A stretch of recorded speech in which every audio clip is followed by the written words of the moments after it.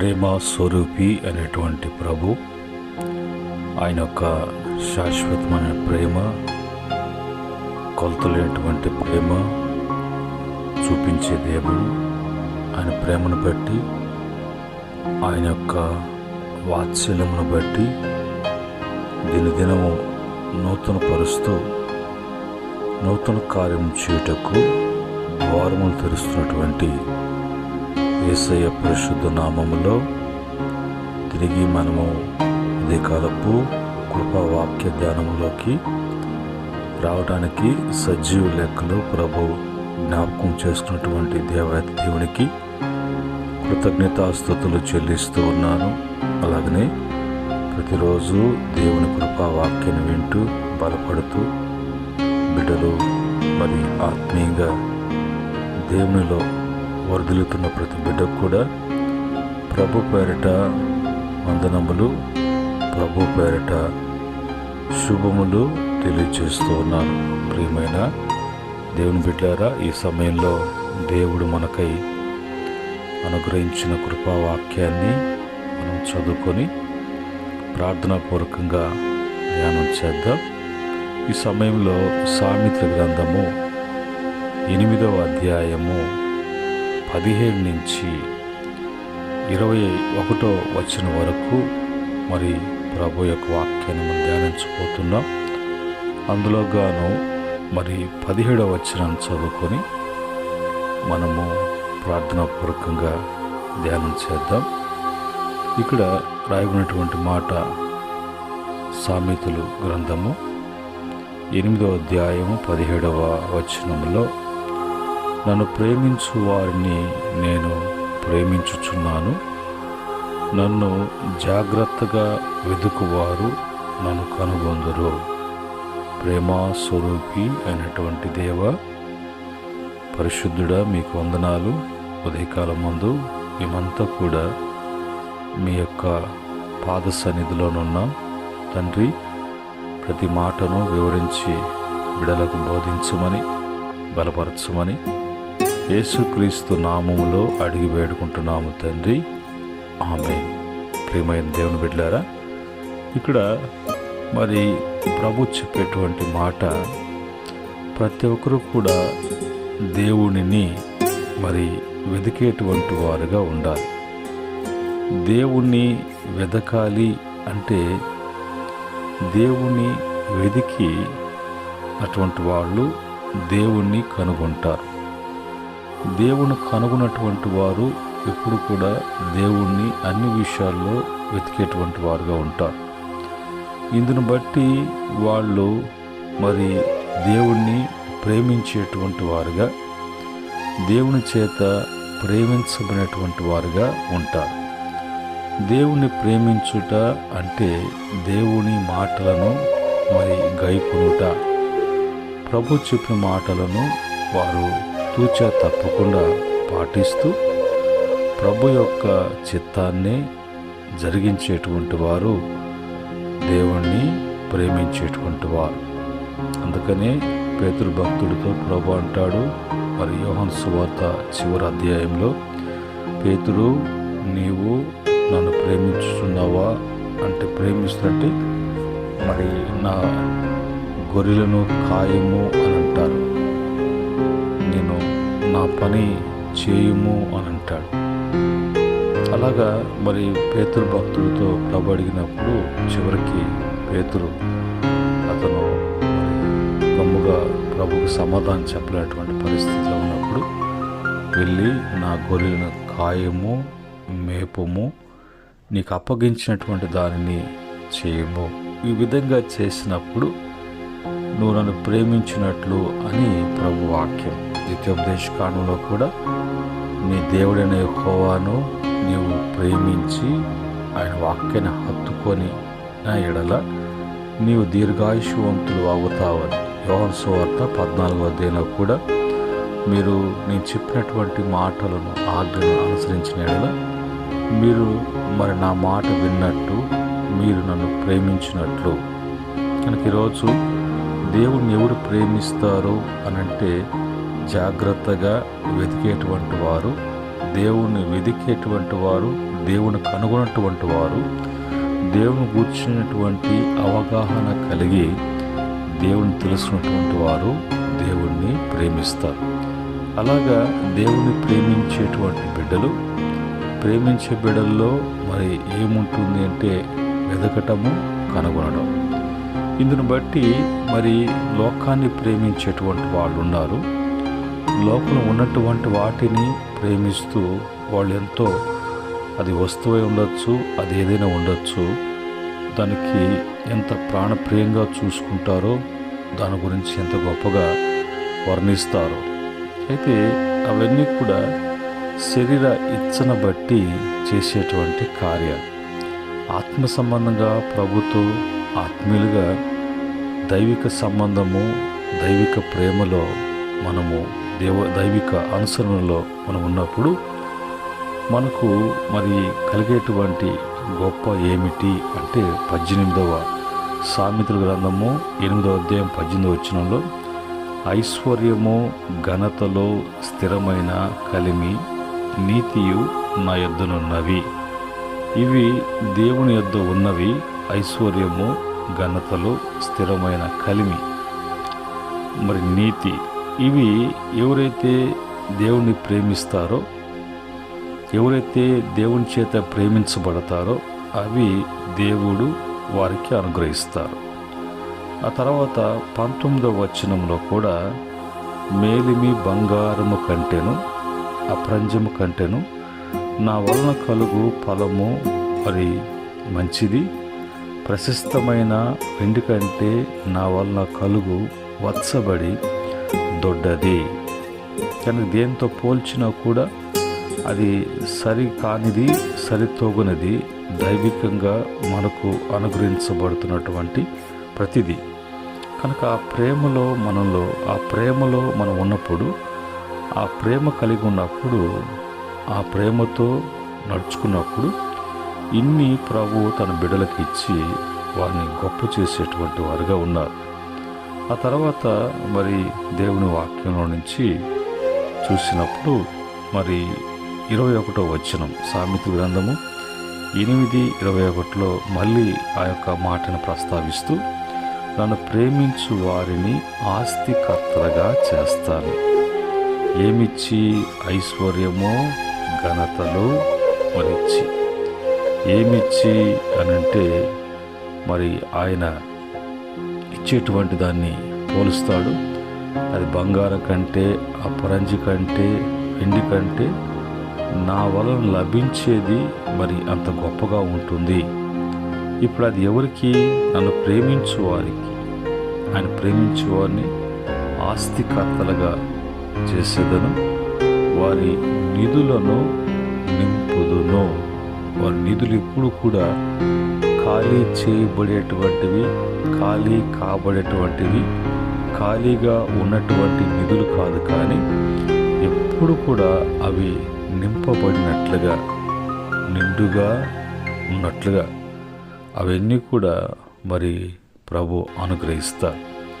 అలాగనే మరి కనుగొనకుండా, దేవుణ్ణి వెదకకుండా, కనుగొనకుండా, ప్రేమించకుండా ఉండేటువంటి వారు కూడా ఉంటారు. వారిని గురించి బైబిల్ చెప్పే మాట, సామెతల గ్రంథము 8వ అధ్యాయం 36వ వచనంలో, నన్ను కనుగొనిన వాడు తనకే హాని చేసుకొనును, నా యందు అసహ్యపడు వారందరూ మరణమును స్నేహించుదురు. అయితే మరి 35వ వచనము, సామెతలు 8వ అధ్యాయం 35వ వచనంలో, నన్ను కనుగొన్నవాడు జీవమును కనుగొనును, యెహోవా కటాక్షము వానికి కలుగును. పైన చెప్పినటువంటి అన్నీ ఇవ్వటమే కాకుండా దేవుణ్ణి కనుగొని, దేవుణ్ణి వెదికి కనుగొని, దేవుని ప్రేమించే బిడ్డల యొక్క జీవితాలు ఎలాగుంటాయంటే జీవముతో కూడినటువంటివిగా ఉంటాయి. కనుక వాళ్ళ మీద ఎప్పుడు కూడా దేవుని యొక్క మహా కటాక్షము ఉంటుంది. కనుగొనకుండా, ప్రభువుని వెదగకుండా ప్రేమించుకున్నటువంటి వాళ్ళు తనకి హాని చేసుకుంటారు. ఒకవేళ అలా కనుగొనడము, తెలుసుకోవటం వాళ్ళకి అసహ్యం అనిపించినప్పుడు వారు దేవునితో కాకుండా మరణాన్ని స్నేహిస్తూ ఉంటారు. మరణం ఎప్పుడు కూడా వాళ్ళతో స్నేహం చేసి ఏ రోజు ఎప్పుడు ఏ గడియ అని మనకి దానికి టైం అనేది లేకుండా వారు మరణం కావటానికి దారి తీస్తుంది. ఇది మనకు ఉదయకాలం మందు ప్రభు యొక్క కృపను బట్టి కృపావాక్యం. ఈరోజు బైబిల్లో వాక్యంలోకి వెళ్ళినప్పుడు దేవుని వెదికి కనుగొన్నటువంటి వారి జీవితంలో వారు ఎలాగుంటారు భూమి మీద భూనివాసులుగా అని చూసినప్పుడు మొదటి దినవృత్తాంత గ్రంథాలు 6వ అధ్యాయము 10-11 వచనాల్లో చూసినప్పుడు ఆయన పరిశుద్ధ నామమును బట్టి అతిశయించుడి, యెహోవాను వెదుకువారు హృదయమునందు సంతోషించుదురుగాక. ఆయన వెదికే బిడ్డలు వాళ్ళ హృదయాలు ఎప్పుడు కూడా సంతోషముతో నింపబడినటువంటి హృదయాలుగా ఉంటాయి. అయితే అలాగ నింపటానికి సంతోషింప చేయటానికి పరమందు ఆసీనుడైనటువంటి ప్రభు ఆయన ఏం చేస్తున్నాడు అంటే అలాగ చేయటానికి ఆయన భూమి మీద ఉన్నటువంటి ప్రతి ఒక్క నరుడు వైపు ఆయన చూస్తూ ఉన్నాడు. మరి కీర్తన 53వ కీర్తన 2వ చరణములో, అలాగనే 14వ కీర్తన 2వ చరణంలో వివేకం కలిగి దేవుని వెదుకువారు కలరేమో అని యెహోవా ఆకాశం నుండి చూచి నరులను పరిశీలించెను. చూడండి, దేవుడు ఎంత ప్రేమగల దేవుడు, ఎంత మంచి మనసు కలిగినటువంటి ప్రభు. ఆయన భూమి మీద ఆయన మన కొరకు ఏర్పాటు చేసినటువంటి మనకు అనుగ్రహించవలసినటువంటి అన్నిటిని కూడా దేవుడు ఆయన చేతిలో ఉంచుకొని చూస్తూ ఉంటే భూమి మీద ఉన్నటువంటి వాళ్ళు పరమందు ఉన్నటువంటి దేవుని చూడకుండా భూ సంబంధమైన వాటి మీద మనసులు పెడుతూ భూలోకములో ఉన్నటువంటి అడి ఆశల కొరకు పాకులాడుతూ పరుగులు తీస్తూ వారి జీవితాన్ని ముగిస్తున్నారు. వాళ్ళ జీవితము అర్థం లేకుండా ముగించబడుతుంది. అయితే మనము అలాంటి వారు కాకూడదు అని ప్రభు వాక్యం మనకు సెలవిస్తున్నది. అలాగనే రెండవదిగా కీర్తన 20వ కీర్తన 26వ చరణంలో దీనులు భోజనము చేసి తృప్తి పొందెదరు, యెహోవాను వెదుకువారు ఆయనను స్తుతించెదరు, మీ హృదయములో తెప్పరిల్లును నిత్యము బ్రతుకును అనే మాట రాయబడు. కనుక ఈరోజు తన బిడ్డలు హృదయాలు వెతికేటువంటి వారి హృదయాలు ఆయన స్తుతించడమే కాకుండా వాళ్ళ హృదయాలు తెప్పరిల్లటమే కాకుండా వాళ్ళు నిత్యము వాళ్ళు జీవించేటువంటి వారుగా ఉంటారు. అయితే వాళ్ళు ఎవరు అనంటే దీనులు, తమను తాము తగ్గించుకొని ప్రభువుని హెచ్చించేటువంటి దీనులు. ఆ క్రమంలో బైబిల్ నుంచి 69వ కీర్తన 32వ చరణంలో బాధపడువారు వానిని చూచి సంతోషించుదురు, దేవుణ్ణి వెదుకువారు నీ ప్రాణములు తెప్పరిల్లుగాక అనే మాట అక్కడ రాయబడి ఉంది. ఈ సమయంలో మనము బైబిల్ నుంచి ఇంకా కొన్ని వచనం చూసినప్పుడు అందులో రాయబడినటువంటి మాటల్లో యేసు ప్రభు స్వయాన చెప్తారు. మత్తయి సువార్త 6వ అధ్యాయం 31 నుంచి 36 చూసినప్పుడు 33వ వచనంలో కాబట్టి మీరు ఆయన రాజ్యమును నీతిని వెదుకుడి, ఏం వెతకాలో అనేది ప్రభు చెప్తున్నారు. అప్పుడు అవన్నీ కూడా మీకు అనుగ్రహించబడను. నాకు అది కావాలా ఇది కావాలా అని ఆలోచన చేసేవాడు, రేపటి దినం గురించి అతిశయించువాడు వాడు అన్యుడు. అయితే మీ పరలోకపు తండ్రికి అన్నీ తెలుసు. నీకేమి కావాలో, ఎప్పుడు కావాలో, ఏమి ఇవ్వాలో, అది ఎప్పుడు ఇవ్వాలో, అది నీకు ఎప్పుడు అవసరమో అని ప్రభువుకు తెలుసు. అయితే ఆయన నీకు ఇవ్వాలని, అది నీకు అవసరమని ఆయనకు తెలుసు. నీవు చేయవలసినటువంటి పని ఏంటి? ఆయన యొక్క రాజ్యమును నీతిని మొదట ఎదగాలి. దేవుని రాజ్యము భోజనము పానము కాదు, కానీ నీతియు పరిశుద్ధాత్మ యందలి, నీతియు సమాధానము పరిశుద్ధాత్మ యందలి ఆనందమునై ఉన్నది అని రోమా పత్రిక 4:14-17 ఉంది. అది ప్రభు ఈరోజు మనం వెతకవలసినటువంటిది. మరి ఆ వెతుకుటలో కనుగొనటంలో ప్రభుని కలిగి ఉండటంలో ఉన్నటువంటి గొప్పలేమిటి, గొప్ప కార్యాలేమిటి, అందువల్ల మనకు కలిగేటువంటి ప్రయోజనం ఏంటో అన్నీ కూడా మనం బైబిల్లో చూసాం. చివరిగా హెబ్రీ పత్రిక 11:6 అంటాడు, విశ్వాసము లేకుండా దేవునికి ఇష్టలైనట అసాధ్యం. దేవుని వద్దకు వచ్చువాడు ఆయన ఉన్నాడని, తన వెదుకు వారికి ఫలము దయచేవాడని నమ్మవలను కదా అనే మాట రాయబడి. కనుక ఈరోజు మన జీవితంలో ఏదేదో వెతుకుతూ ఉంటాం, ఏదేదో కనుగొనాలంటాం, వేటినో మీద ఆశలు పెట్టుకుంటాం. చివరికి ఆశలు నిరాశలుగా మార్చబడి అందులో అనుకున్నటువంటిది ఏది కూడా మరి జరగని కారణాన్ని బట్టి మనుషుల జీవితాలు ఎంతగానో కృషించుకోవటము, ఎంతగానో బిడ్డలు ఇబ్బంది పడటం అనేది మనం చూస్తూ ఉంటాం. కానీ మన దేవుడు, ఆయన ప్రేమలైనటువంటి దేవుడు, మన దేవుడు శాశ్వత కాలం నుంచి శాశ్వత కాలం వరకు ఆయన జీవించేవాడు, తన బిడ్డలకు కృపతో జ్ఞాపకం చేసుకునేవాడు. ఈ యొక్క ఉదయకాలం మందు ఈ మాటలను బట్టి మనము సరిచేసుకొని దేవుని వాక్య ప్రకారంగా జీవించడానికి ఎప్పుడైతే మనము సిద్ధపడతామో అప్పుడు మన ద్వారం తెరవబడతాయి. ప్రభు తన్ను ప్రేమించే వారికి ఏది సిద్ధపరిచాడో అవన్నిటిని కూడా అర్హులుగా ప్రభు చేస్తారు. అటు స్థితి దేవుని వలన కలుగునుగాక. ఆమెన్. పరిశుద్ధుడైనటువంటి మా తండ్రి, కృపగలిగినటువంటి మా దేవ, ఉదయకాలపు కృపావాక్యములో అనేక విషయాలు మాకు బయలుపరిచారు. ఇంతవరకు మేము అనుకున్న ఆలోచనలు, ఉద్దేశాలు, మా ప్రణాళికలు ప్రభా నీ వాక్యం ముందుకు వచ్చినప్పుడు అది చెత్త, బురద, పెంట, నీచము, నీచమైనటువంటివని మాకు తెలియచేయబడ్డాయి. క్షమించండి తండ్రి.